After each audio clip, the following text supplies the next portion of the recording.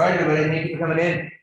Okay, so we're going to review offers today from the seller's perspective, and I think this is a great opportunity. I mean, most of us are still probably predominantly working with buyers, but looking at an offer from the perspective of the seller might help you write something that's more appealing to a seller, given how competitive the market is. I see most of us have our laptops here open, and if you go into the Slack page, you'll see a Slack message. So I would encourage, I've got paper copies of these offers, but I think if you have a laptop, I would get used to looking at them on your laptop. So,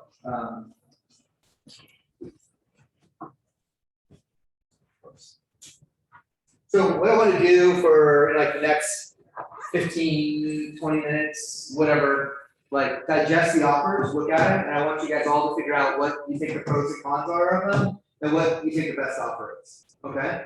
So I'm gonna give you like 15 minutes to review those, take a look. You guys can talk about it amongst yourselves too. If you guys want to collaborate on it, that's fine. I'll answer questions as we go through them. So if you guys have questions, maybe form them towards each other, because that might be a question that might help somebody else come up with a good idea. So let's kind of have this be a collaborative moment.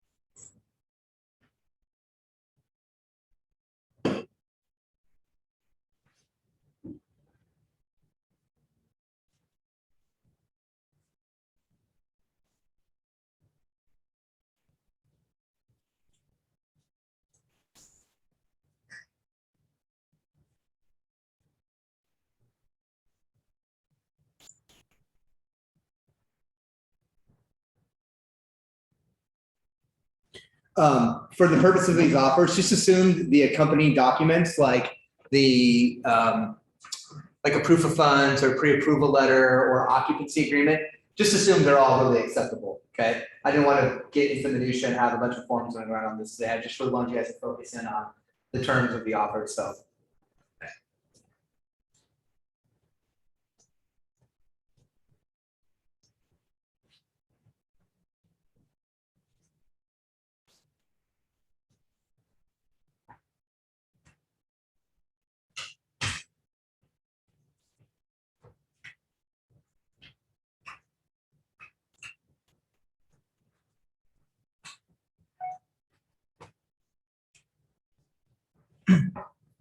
I feel like such a teacher right now. You guys are over there like looking at stuff, and I'm just gonna mess around on Twitter or something. Yeah. I don't know, actually, Lila, what should I do? I don't really know. Like, I think you're uniquely qualified to tell me what I should be doing. Should I be grading papers? Just pretend to do stuff.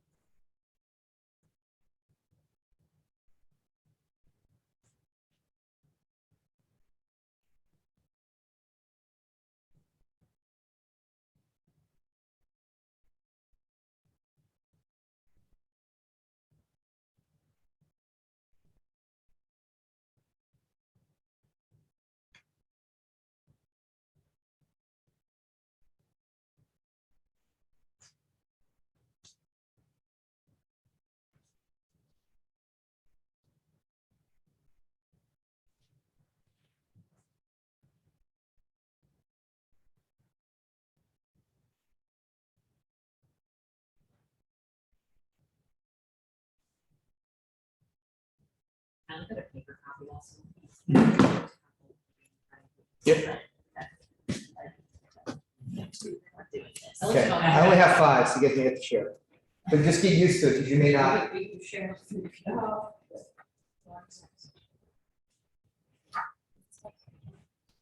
Or take notes. You're gonna wanna have a system in place, right? You have to develop something. Do we? Because what if you have 12? You can't look at 12 at once, right? So you have to figure out a system. I've had that, so Do we know what else our list price? it doesn't matter.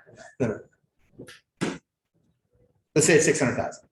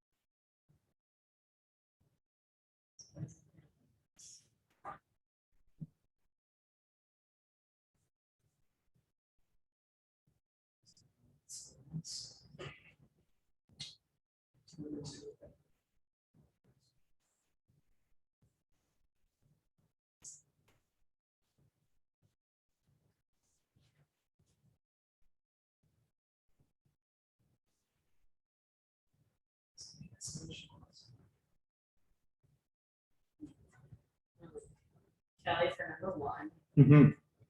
How it says that the buyer's down payment comes from the proceeds of their sale in Missouri. That means that their house hasn't sold yet, right? We don't know.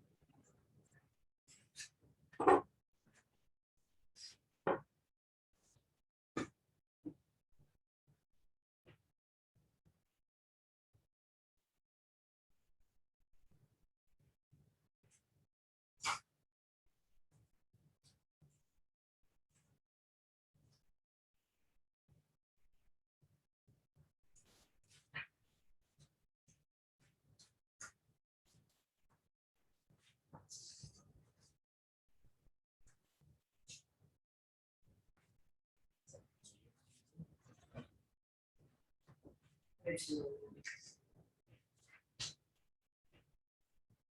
Right, so they're on. They're literally financing. Yeah. John.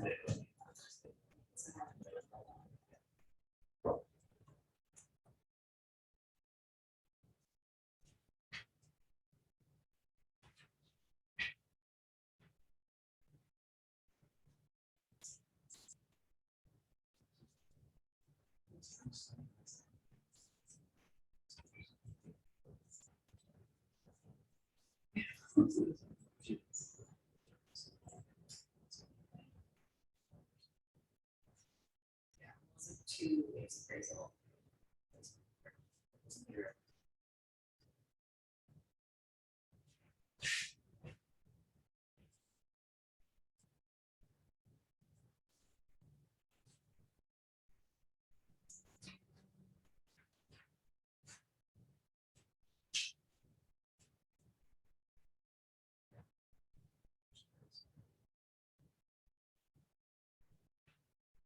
And it's just a solution.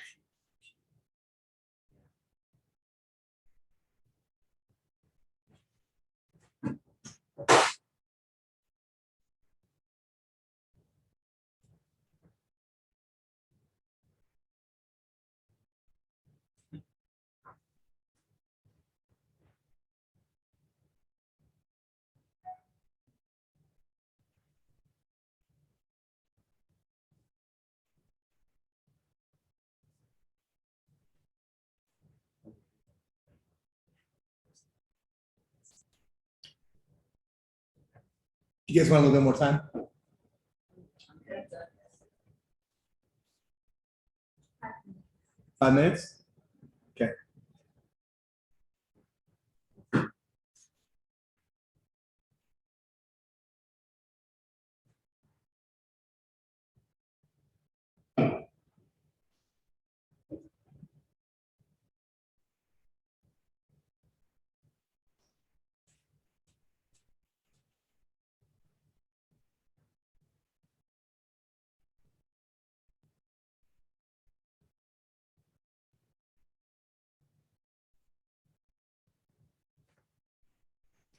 Three more minutes and then we'll go.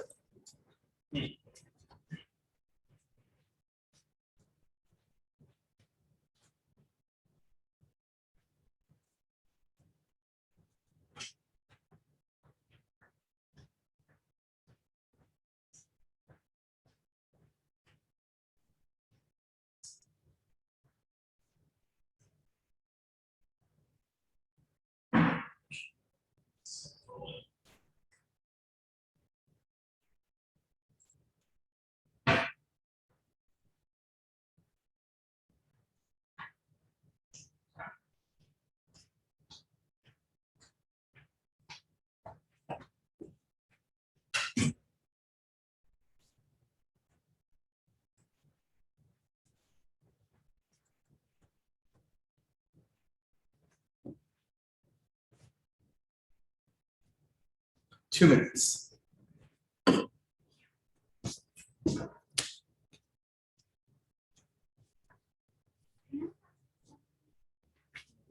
Option 3 has attached a copy of application of funds. Right, so we're just assuming all that's acceptable, because we don't have, I didn't want to spend much time finding all these documents or making up one. Okay. So.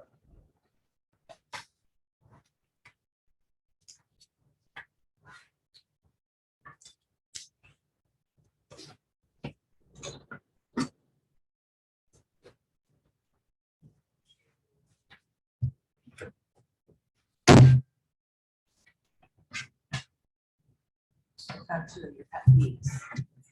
My own offers, You did it intentionally. maybe.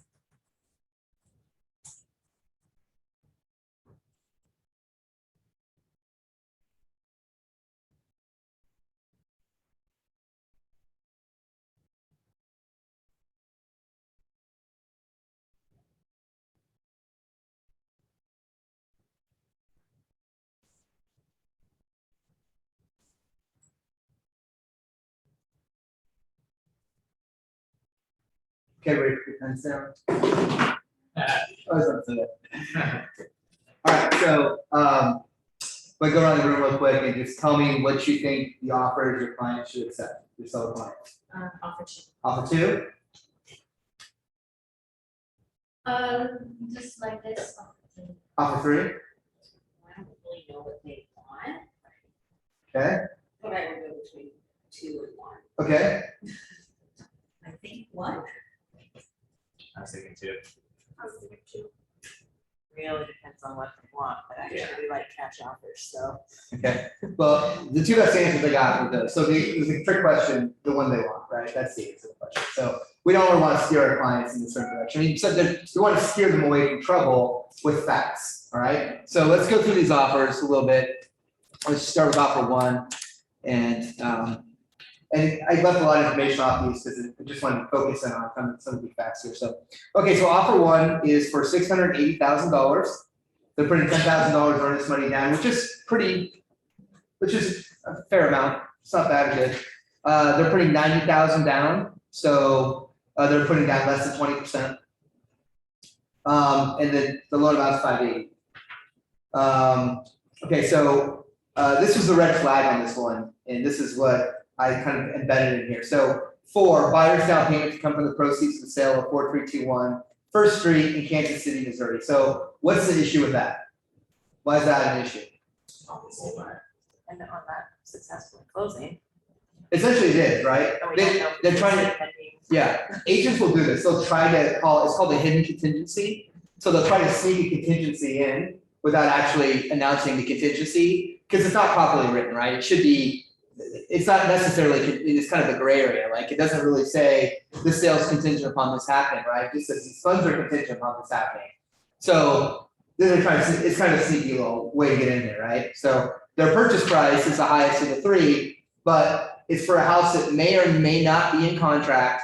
And here's the other part that makes it really bad. It's in Kansas City, Missouri. Like, we have no idea what's going on in Kansas City, Missouri, right? It's so far removed from what we have a concept of that it's really hard to advise anybody on the likelihood of that property selling. Like, I can't even tell you what customs are in Kansas City, Missouri. Like, I'm sure they do it, I guess they do an inspection appraisal, I guess, but I don't know.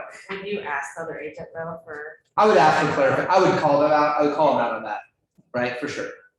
And I may, but it also may be that it's not worth it otherwise, okay? All right, so, so this is a conversation, this is something you want to bring to your client's attention when you're going through this offer, right? And when I present an offer, like I may go through all the nuts and bolts to make sure they understand the principles. So I may start with, okay, so the purchase price, the buyer's agent's here, the seller's agent's here, these are the buyer's names, especially the first offer. I may go through with a little bit more detail and say, okay, you know, here's your property, it's in the county, and you know, this, that, and here's the purchase price, the earnest money amount, the down payment amount, the loan amount. I go through that. And then I start wanting to kind of explain things to them a little bit so they understand the process, because they may not understand how it all works. And even though they purchased before, they may not remember, or they may not have been taught, they just knew it happened, right? So this is a good time to show them you understand that, how the process works. So one would be bringing up the red flag about their down payment, because that's a big deal. Where, not to derail us from looking at the seller side, but where and how should that properly fit in? Yeah, so I would put it in section 5.1.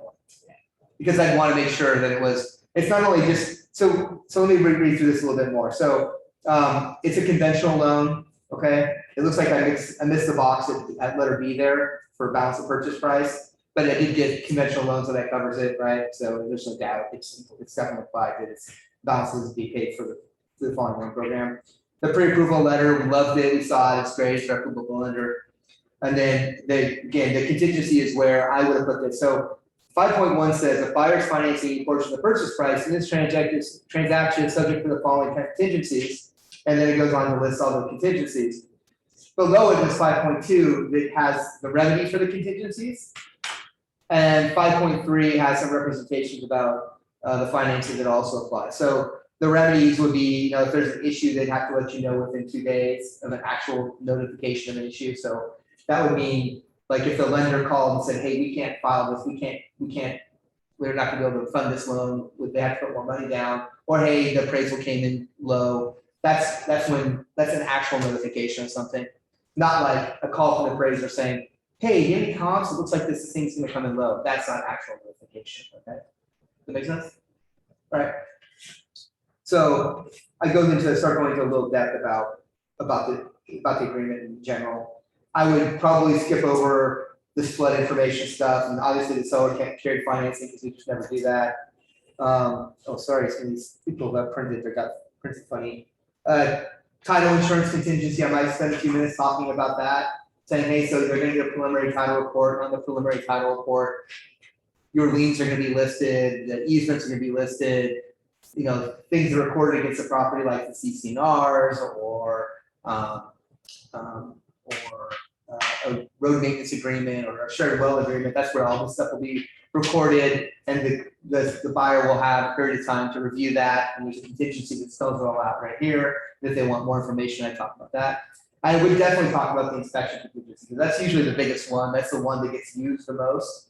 And so I want to let them know that, but in this case, the buyer's going to have 10 business days to inspect the property. And within that 10 business days, they need to do all their inspections, right? And they're not doing any invasive inspections, not listed here. So they're not doing a sewer scope or radon testing. I just left that off because it's easy, but usually that would be there. But I would explain to them what those invasive inspections were. And I would tell them they've got 10 business days to complete those inspections and also to negotiate any repairs with you. Okay. And they need to know that at 5 p.m. on the last day, that inspection period ends if the buyer has not come to an agreement with you or hasn't terminated the transaction, then they will be moving forward to purchase the house. But they can't terminate unconditionally, which means they don't have to give you a reason, they can just terminate the sale. I just want to be really clear that they understand that specific portion of it, because it's really important. Like they may not understand that, they probably aren't going to read every line of this, so you want to give them some of those really important highlights. I would probably skip over lead-based paint contingency if it's a newer home, and obviously it doesn't have a well or septic system, I would skip over that. Oh, you made it. Made it. I know, that train's a pain. Not good. It was kind enough to text it. No, I've been there. I've been stuck behind that thing before. Seller representations, I would skip over that, probably. But I would say, hey, just FYI, the one thing I would say on that is, you're agreeing by agreeing the offer, this offer or the other offers, this is boilerplate language, you're agreeing to deliver the property in substantially the same condition it is now. That means the yard's gonna be about the same, so you need to maintain it, you can't just let the grass go brown, which people I've seen do. So that's a discussion I would have with them.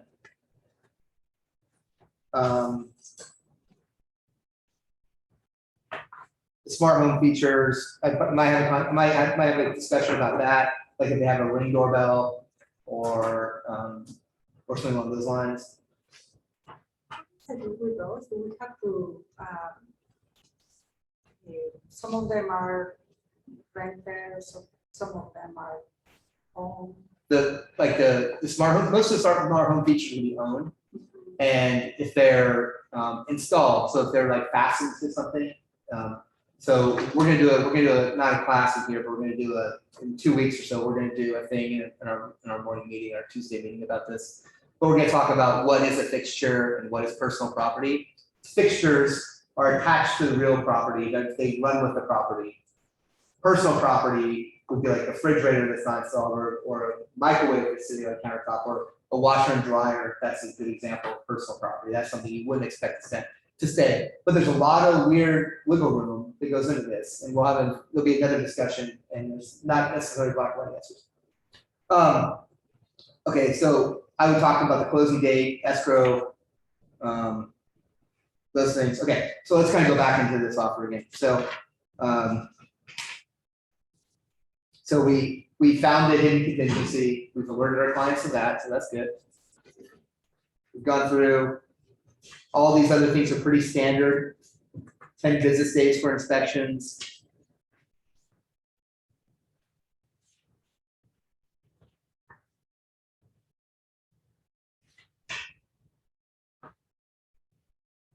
It's all pretty innocuous.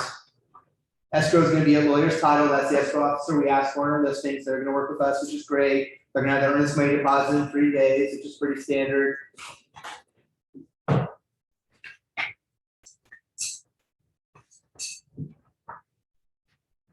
Closing is gonna be 8/27. Why should that bother you? What? Is that a weekend? No.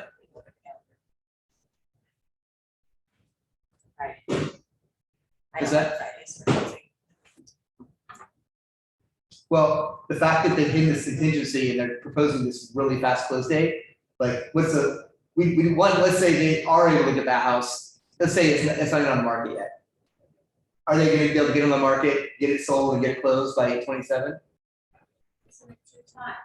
What's that? Because they have 10 days of inspection. Yeah, well, that's neither here nor there, like that, their inspection period isn't waiting this. Unless it's already pending and scheduled to close on the 25th or something, that might be. Maybe this feasible, but even getting a loan done in 22 days. Yeah. It's pretty ambitious, right? So that's something that would kind of red flag me a little bit, like sometimes people will set forth terms that seem really, really appealing. But it's like, where you're asking for permission, like, you're asking for forgiveness, not permission, that's what happens, like, they get you tied up, right? And on August 22nd, they're like, hey, we're not gonna have a close date. But good news, the house is in contract now, and we're gonna close in 15 days.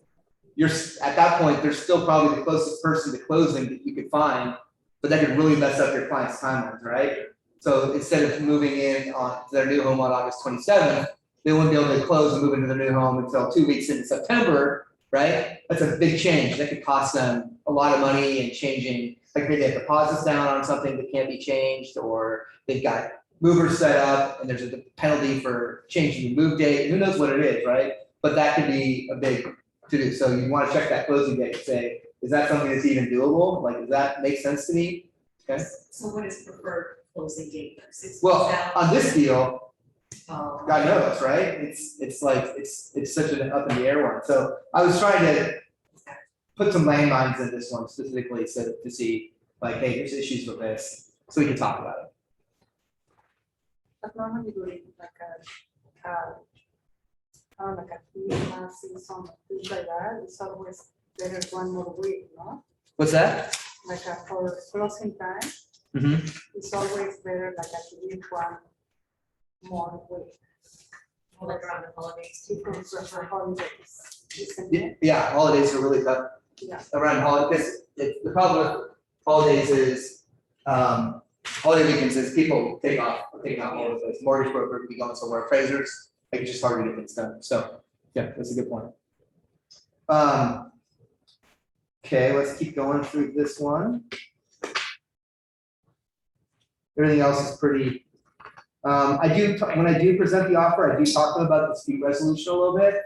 And it's because they need to understand a little bit, and you don't have to go into too much detail, but if there's a claim over something, anything less than $10,000 will be in small claims court. Anything above that amount will have to go to mediation arbitration. So if they have this idea they're just gonna go straight to federal court, they're not, right? So and then also the winning party, if it does go to arbitration and mediation, would probably be liable for the losing party's attorney fees.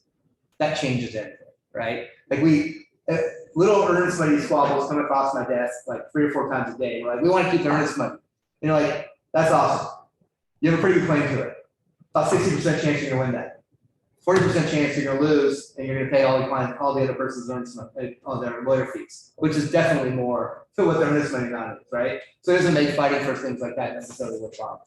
But I would want them to understand the process a little bit.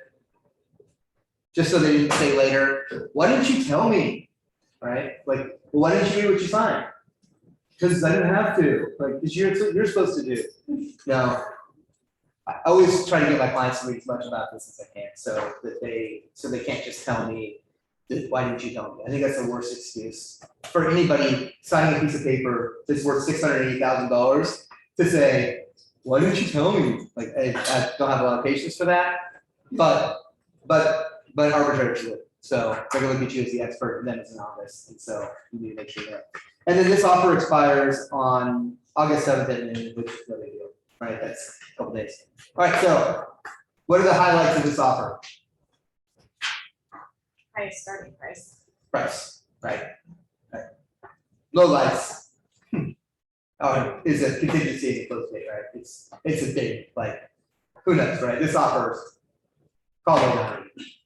Like I would tell I wouldn't say it to my clients, but in my back of my mind, it'd be like, if they really wanted to take this offer, I would start talking a lot about the benefits of the other offer. I would really reiterate the issues with it. I'd be like, but we don't know if this house is gonna close. We have not just this loan that has to get qualified, we have 2 loans that have to qualify. What if that buyer loses their job? Or the other buyer loses their job, or our buyer loses their job? Like, you're taking on double the risk. So Would you dwell on too much if that's gonna be a jumbo loan? no, I wouldn't get into that too much. Yeah. I mean, the rates are so low and like, I just, that wouldn't, if it's jumbo or regular, I wouldn't bother me too much. Okay, so let's go to offer number 2. Okay, this one is for $600,000 to start with the same $10,000 earnest money. They're putting $120,000 total down, so put 20% down. It's pretty rough. $480,000 is the purchase price. Conventional refinance, which is great, and so they must have extra cash, right? Because they are not making the sale contingent upon the sale of any other house, right? They didn't use a separate addendum, but they said it's not contingent upon the sale of their house. Now, what if the appraiser comes out and he looks at the roof and he's like, oh my God, the roof's bad? What then? It says the No sales appraisal. contingent on the appraisal. It says that the lender, the buyer and property to qualify for a loan from lender. So if the appraiser comes out and says that roof's no good, that would have to be addressed. Yeah. Remind me to tell you guys an interesting story of something one of our agents is dealing with right now. It's a kind of give you guys some pause, something to think about. Financial contingencies, boilerplate all the way through.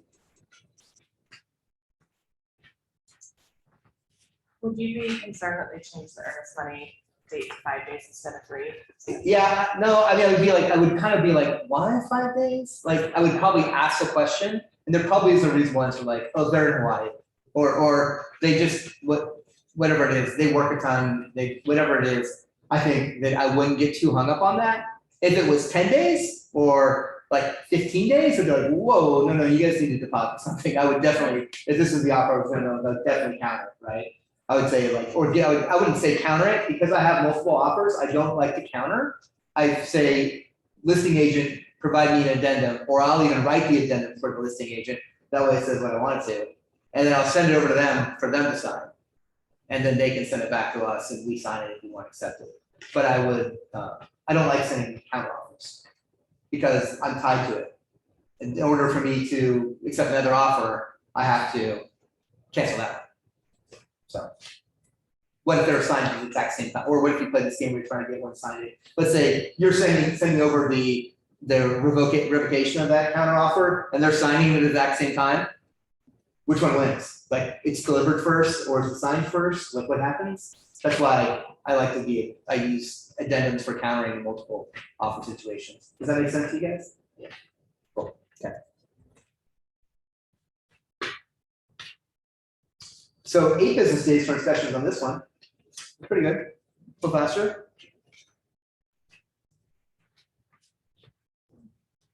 no invasive ones either, What's that? and there's no invasive ones. No invasive. I didn't put it on here. Actually was in a hurry, guys. I'm gonna be honest. They're all, I want them to be all like to be, usually everybody's asking for about the same thing, but it's certainly an area that you guys should look at. I'm glad that you looked and saw that and this was gone, because what if it says, you know, something absurd, right? Okay, peeling through this. Additional provisions, okay. With regards to section 10 of this agreement, buyer shall request no individual repairs with an approximate cost of less than $10,000. That sounds good, right? Sounds pretty good. What does that mean though?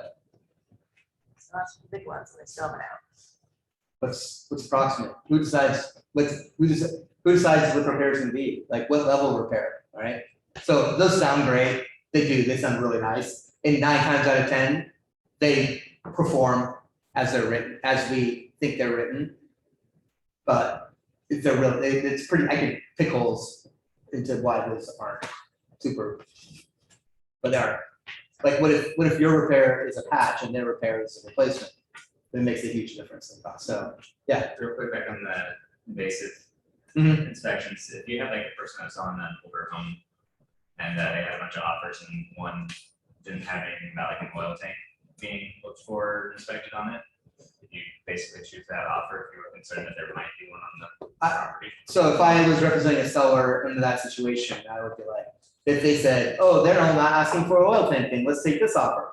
I would probably say, their inspector's probably gonna encourage them to do that. So the fact that they're not doing it now may just delay the inspection process a little bit longer.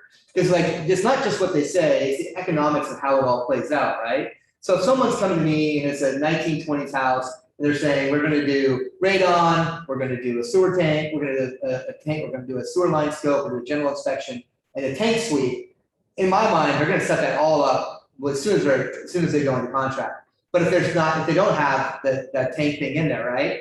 They may wait for the inspector to say, oh, it looks like there might be evidence of the tank, and then you're gonna spend another week lining that one up, right? It's gonna extend everything out, because you're already kind of in bed with this person, you don't wanna terminate. So what do you think the cost of terminating is? Like if you're representing a seller, terminating a sale and going back on the market, do you think there's a cost to that? You guys have a price in the end. Well, what about this? What about this? So why'd you sale fail? You wanna answer that question 30 times? Why'd you sale fail? Well, because we wouldn't allow them to search for a tank. How's that gonna go over? Right, you gotta think about your answer on that. So luckily it's a hot market. You may or may not be able to reduplicate the deal you already have. And then usually you're gonna go with the best deal you have at the time. And it may not be that you could duplicate a deal as good as that the second time. So going on back on the market has a cost. And so I always, at least it could have a cost. It generally has a cost. All right. So for me, it wouldn't make a difference to say that. Okay, so they had the $10,000, right? Okay, the buyer paid $10,000 more than the next highest offer up to $675, see escalation clause addendum. All right, let's hold on to that for a second. We'll address that after we review the next offer. So when I review offers and have escalation clauses, I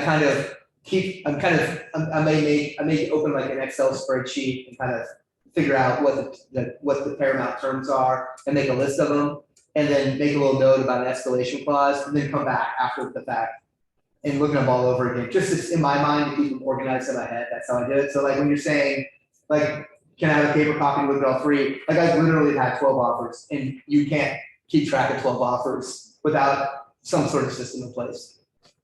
Command has an option to put offer terms in, and you can use those. It's okay. It's not perfect. I think I'd rather use my own sheet.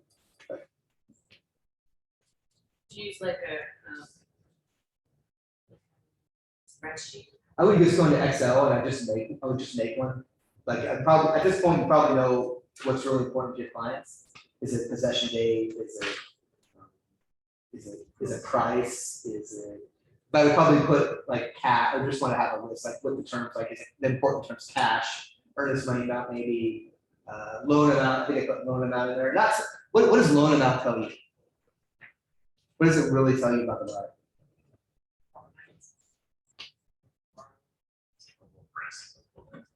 I think it just shows some financial solvency, like, hey, these people were able to save $200,000, or hey, these people have they're not able to say it, you know, they're not able to say it.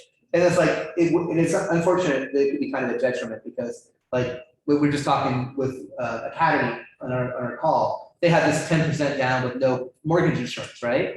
Well, interest rates are so low right now, like, difference between, like, on a $600,000 house, right? That's $60,000 they can keep in the stock market or keep in whatever, it could be escalating value at 3%, and their loan amount is 2.5%, and they're making 0.5% by not putting that money into the house, right?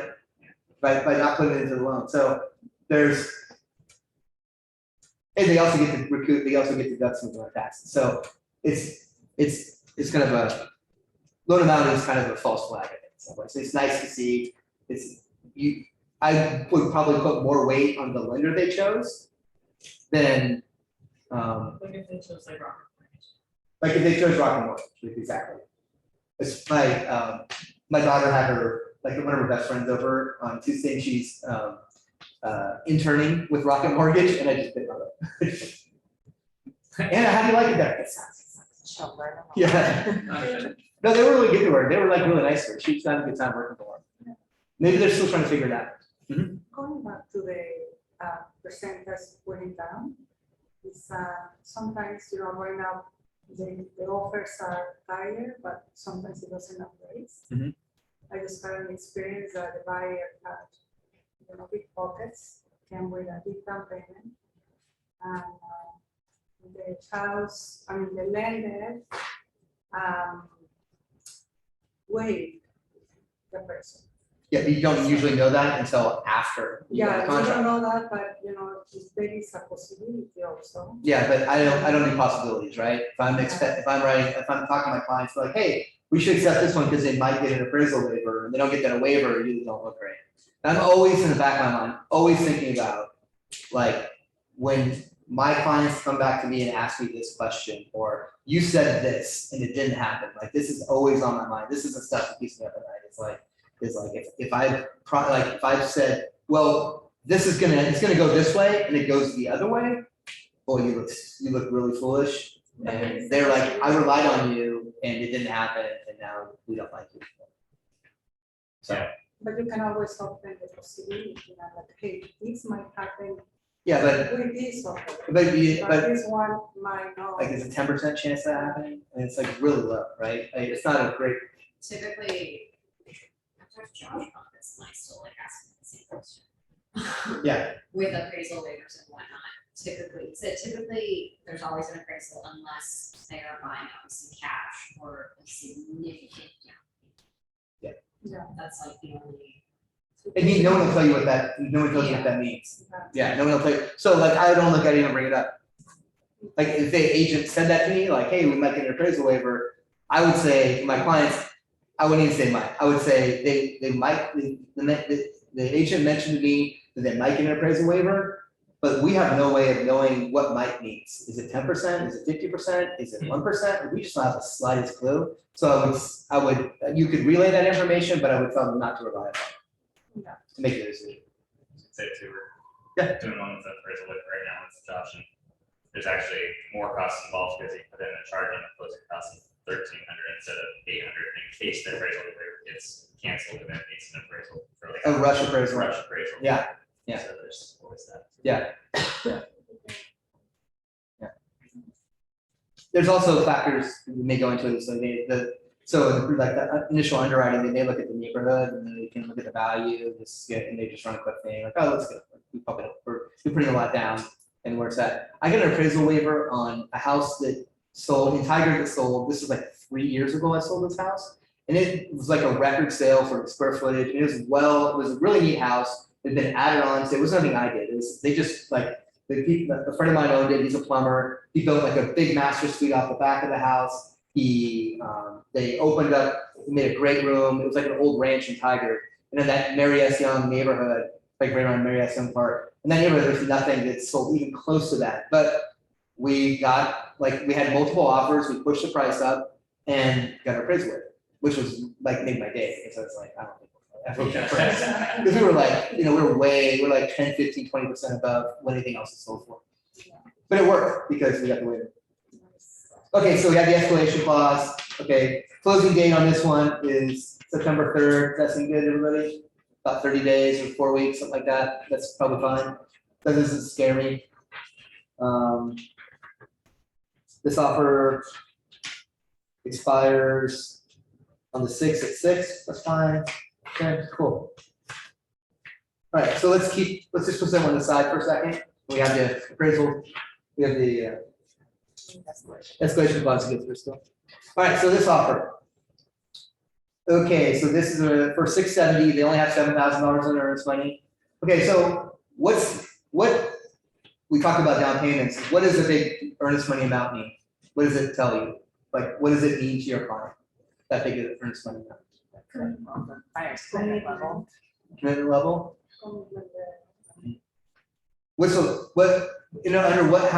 Under what scenario, if they didn't purchase a house, would your client ever get their hands on that? Super deep. It's like very difficult to get a hold of. There's so many outs in this agreement that it's very difficult. So, but there's also the risk of it sitting in a third-party account being fought over. So there is some risk to the buyer by putting a big amount down. But typically, unless the agent just punts or the buyer just gets really dishonest, it's very difficult for the seller to ever recoup that money until closing. So, okay. So yep, this is all cash. It looks like they've got the funds. They've provided us with a verification of funds that we really like. I didn't check the box, but it's great. Thank you guys. Sorry I missed that.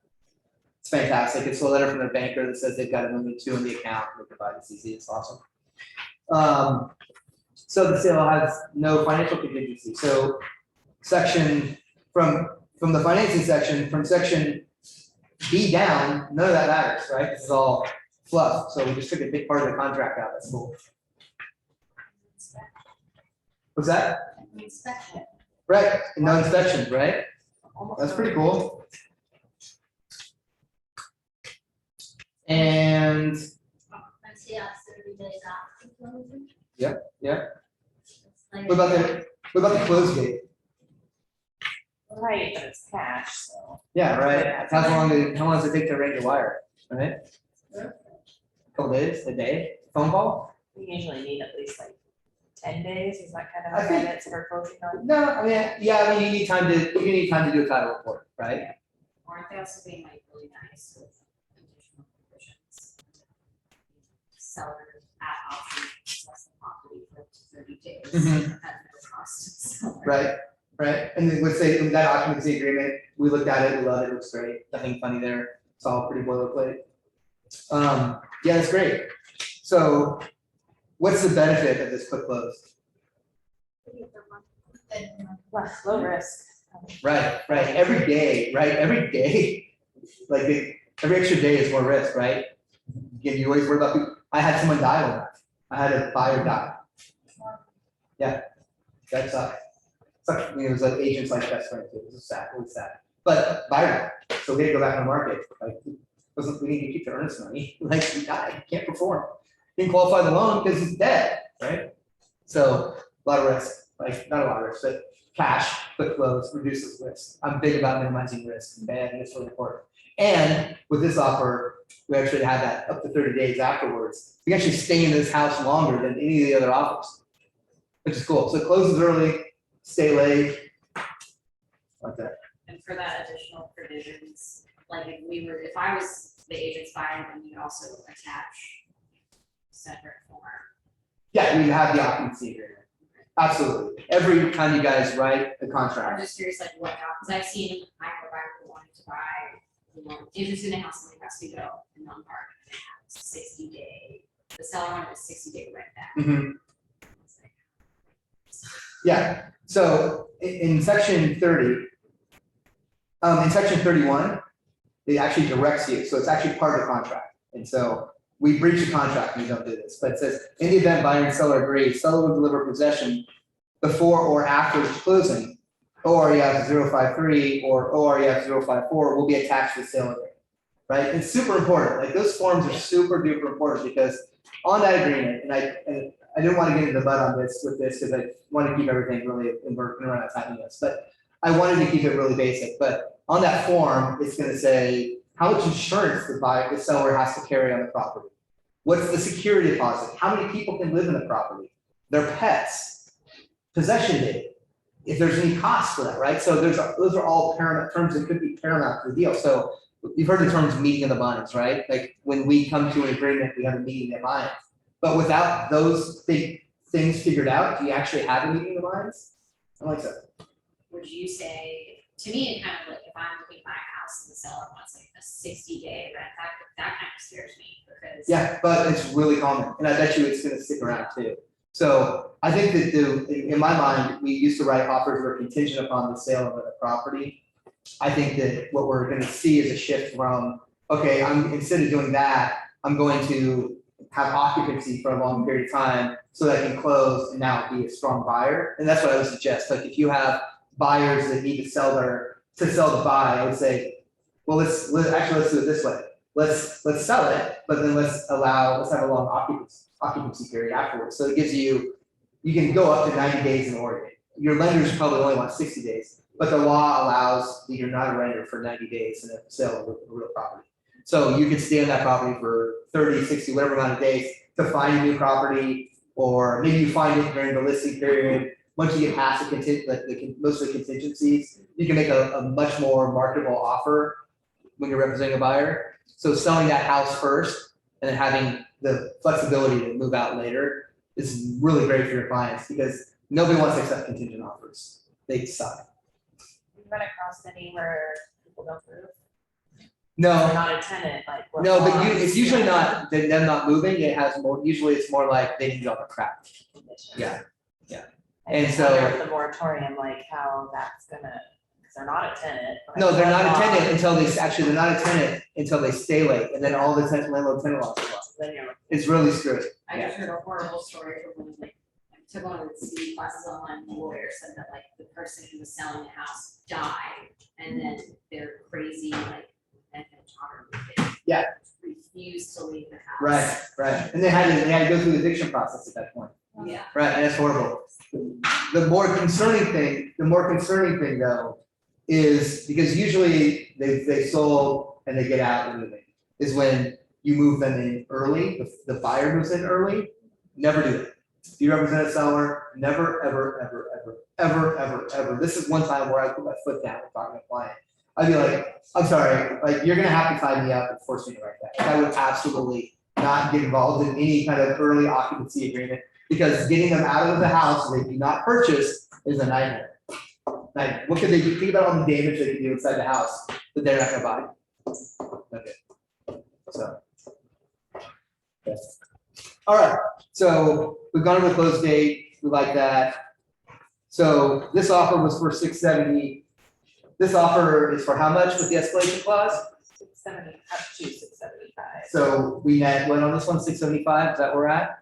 So which one do you think? Well, so here's the thing though, if we were able to show them we had another offer at 670, they had a $10,000 increment, but they put they don't say. Up to 675. Yes, yes. So caps out, that was another one of my little teasers.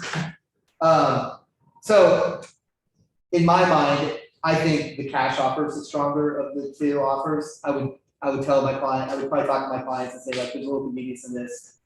Yes, this one will net, if it does close, it will net you 675. What throws this one over the top for me is the no inspections, right? Because even though they're not gonna ask for anything up to 10,000, what if they find something that's $10,001, they're gonna ask for it, and they can still back out, right? It doesn't say, we're not gonna ask for any repairs that are less than $10,000, but they still retain the right to just back out for any reason at all, right? There's like zero contingencies on this cash offer, like there's none, like all the financial contingencies are gone, the inspection contingencies are gone, the only thing that remains is the title insurance contingency, which this one has too, right? So this is a much safer alternative, and this one nets you $5,000 more, maybe, right? I like my notes because that one has the least amount of bullet points. Which is a good thing. Right. Right. So, okay, so let me just back up here. So we have a deal right now. This is the story I want to tell you. we have a deal right now where the buyer's agent presented a buyer's counteroffer at 1 PM on the last day of the inspection period. In it, they said, we found $180,000 worth of, it's like a $2 million house. We found $130,000 worth of repairs. So credit us $130,000 at closing. And then it also said, and extend the inspection contingency for a few days. So we couldn't sign that. We couldn't even extend it because they sent us the same addendum that was trying to extend it. And also, so not only would we be agreeing to the credit, we'd also be extending the inspection period for a whole week. So we didn't sign it, right? We let it expire. The buyer took their inspection report and gave it to the lender. And the lender said, oh my gosh, you need a new roof, you need this, you need this, you need this, you need this, you need this. Like they came up with like 7 items of things that we had to do. And it was like weeks after the inspection contingency had expired. What do you guys think about that? Like a normally, I think that they screwed up and missed the contingency deadline. And they didn't realize it for the last moment. And then they tried to get sneaky. So you guys didn't sign that, and then they didn't have any kind of rebuttal before the, Well, they lost, right, they should have terminated, right? But instead, they kept us on the market, and now they come up and they kind of sabotage the loan, like that's not good faith. Could you imagine if every real estate transaction worked that way and how like messed up it would be? Like these contingencies would be meaningless, right? you think they did that intentionally though? 'Cause that was Absolutely. out, they had their. Absolutely, they did absolutely on purpose. And the appraiser didn't call any of this stuff out.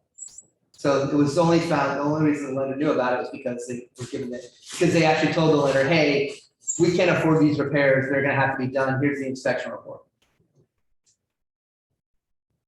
Ethics issue at all, or? I don't know if it's an ethics issue, but it's certainly not in the spirit of the contract. And so we're trying to figure out what to do about it. I don't know what the right answer is. Like, it's not our, it's in, the earnest money is about $20,000. It's sitting in earnest money in a escrow account.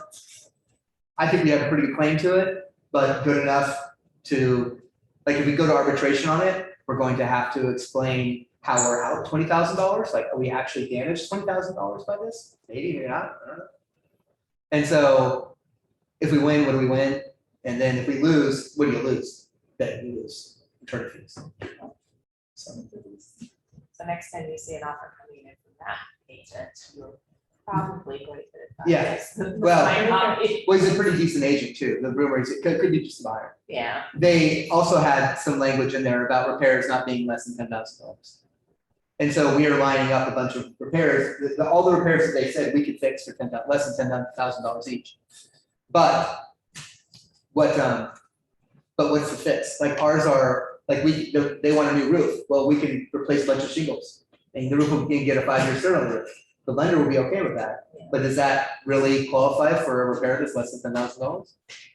I don't know. All right, come on in. Hi. We're all done. Someone that is here, can I- We're all ready. You're doing- Absolutely. Hey, Austin, you can go ahead and stop recording. thank you, Kelly. Yeah, thanks, guys. Thank you. You guys are great. Thanks for your friends.